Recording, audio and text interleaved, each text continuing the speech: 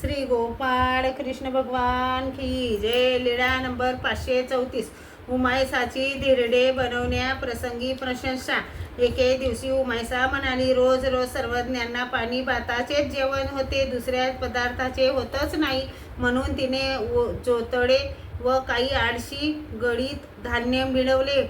मग जोतडे व आळशी पायरीच्या बाजूकडील ओट्यावर वाटून घेतले.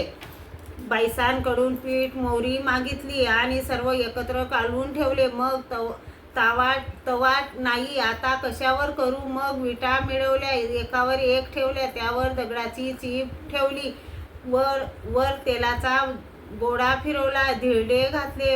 उलथ्याला लागली तर ते मोडले. मग ती दुःख करू लागली. नंतर पुन्हा तेलाचा गोळा फिरवला आणि पुन्हा धिरडे घातले, ते उलटले आणि तिला आनंद झाला. अशी सर्व धिरडी उलटली तेव्हा सर्वज्ञ बाहेर फिरून आले. नंतर सर्वज्ञांना पूजा वसर केला, ताट केले, धिरडे वाढले. सर्वज्ञांनी विचारले, बाई, धिरडे कोणी केले?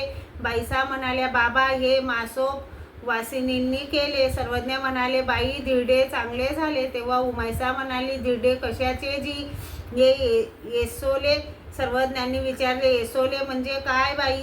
जी आळशीचे धान्य घालून करतात ते येसोले.